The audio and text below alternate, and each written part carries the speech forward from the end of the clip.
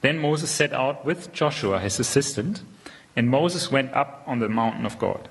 He said to the elders, "Wait here for us until we come back to you. Aaron and Hur are with you, and anyone involved in the dispute can go to them." When Moses went up on the mountain, the cloud covered it. And the glory of the Lord settled on Mount Sinai. For 6 days the cloud covered the mountain, and on the 7th day the Lord called to Moses from within the cloud.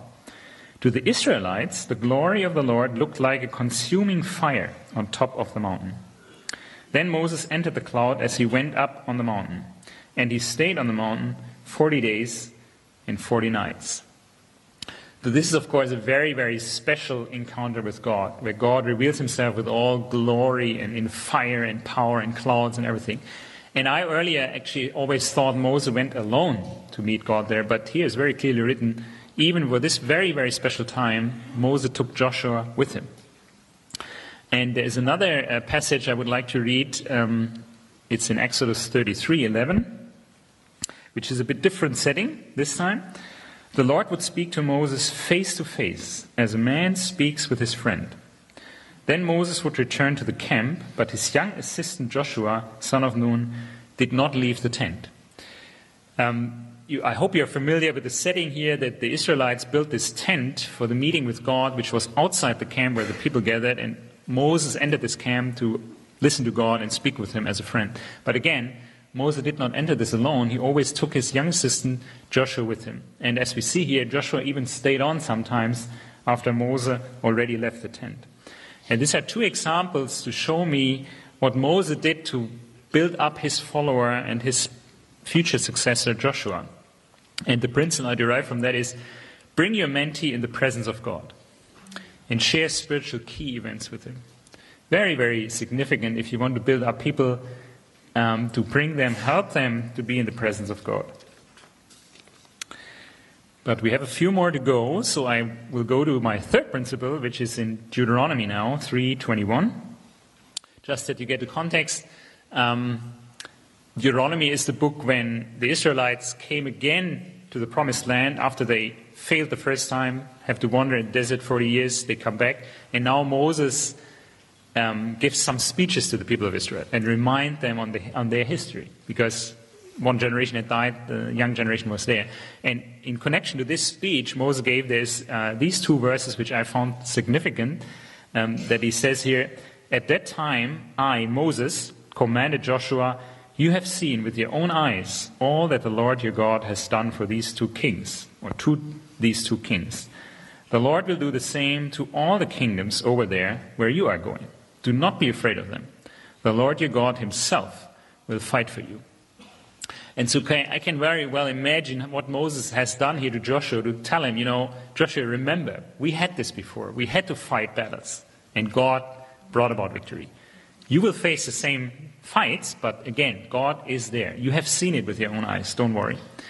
And this is what I think is the third principle for building up a successor or mentoring people. Remind them on God's deeds in their own life and on God's faithfulness. Because unfortunately we tend to forget. And God did a lot of things to remind the people of Israel again and again on their history. And the next principle, another one, is in Exodus 32:17-18. Now, to give you the context, we talked a few minutes ago about this Moses and Joshua ascending the mountain of God, meeting God in this powerful display of God's power and strength. And now they're coming back. And as you know, this took 40 days.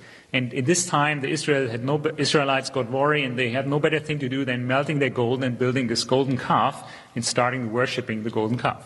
Now, Joshua and Moses coming down the mountain, and Joshua picks up this sound from the camp. And this is the passage here. When Joshua heard the noise of the people shouting, he said to Moses, "There is a sound of war in the camp." But Moses replied, "It is not the sound of victory. It is not the sound of defeat. It is the sound of singing that I hear."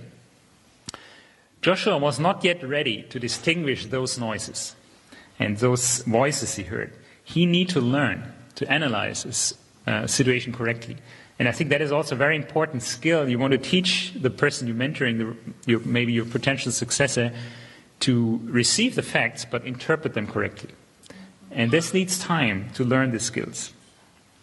And to undermine this, I have another very interesting story, which is in Numbers now. So I'm chasing you a bit around in the Old Testament here. It's Numbers 11, 24, 29. So Moses went out and told the people what the Lord had said. He brought together 70 of their elders and made them stand around the tent. Then the Lord came down in the cloud and spoke with him, and he took off the spirit that was on him and put the spirit on the 70 elders. When the spirit rested on them, they prophesied, but they did not do so again. However, 2 men whose names were Eldad and Medad had remained in the camp. They were listed among the elders, but did not go out to the tent. Yet the spirit also rested on them, and they prophesied in the camp. A young man ran and told Moses, Eldad and Medad are prophesying in the camp. Joshua, son of Nun, who had been Moses' assistant since youth, spoke up and said, Moses, my lord, stop them. But Moses replied, are you jealous for my sake? I wish that all the Lord's people were prophets, and that the Lord would put his spirit on them. Again, Moses, as the seasoned leader, had to correct Joshua's judgment of a situation. And in this situation, it's a bit different from the previous event. This is not so much about maybe sort of scientific facts and how to analyze the situation more with experience and so forth. In this time, Joshua had to learn to discern the spirits. And this is a very significant growth or area of growth. When we encounter supernatural signs, are we able to discern if they're coming from God or not? And Joshua had to learn this from Moses. And so that leads me to my 4th principle. Help your mentee to analyze the situation correctly and to discern the different voices. And as you see in the picture, this is the Israelites worshipping the golden calf. This is more something where you learn maybe some hard skills to analyze data well, to make a realistic picture about a situation. But it's also important for the other example I described. Are you able, and is your mentee able to discern the spirits? Now, for my 5th principle, I did not pick a particular verse because I think it is very obvious to see that in the whole life of Joshua and Moses. And this is allow the mentee to observe the mentor in action. And as we follow through Scripture, we see that Joshua was always with Moses.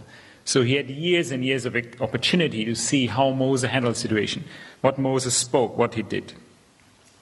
While I think that Moses did a lot of teaching, and this is of course recorded in the 5 books attributed to Moses, I think, or my impression is that in building up Joshua, the emphasis was not so much on teaching, but rather the emphasis was on letting Joshua observe what Moses was doing. And we see the same principle when Jesus built up his 12 disciples. Of course, Jesus did also a lot of teaching, but if you look at the 3 years the disciples went with Jesus, I think the main emphasis was on letting the disciples observe what Jesus was doing, how he lived, how he spoke with his Father, how he approached people, how he discerned the spirits and all kinds of things. And after reflecting on this, it made me think about our strategies for leadership development. How come that so often leadership development programs are about lectures and seminars, and so rarely about observing a seasoned leader in action? And I also sometimes struggle with this very common practice today that a person or a team visits a country, stays there for a week, gives a very good seminar and training, and then they move on. Of course, this can be very useful and very appropriate, but I feel if this is not embedded in a comprehensive mentoring and coaching relationship and walking with the people, I really have doubts about the long-term effect. And this is also why I think that mission is about sending people, and it's not about sending money.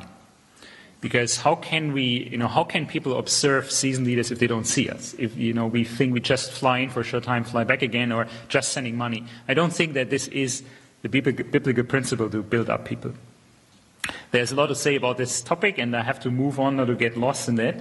I want to move on to the next step in the development of Joshua, and this is now in Numbers 13. 1 to 25, and this is a bit too long to read to you, so I just give you a brief summary. It's a very famous account. I'm sure you're all familiar with this. This is now Israel, after moving out of Egypt, moving through the desert, finally made it the first time to the border of the Promised Land.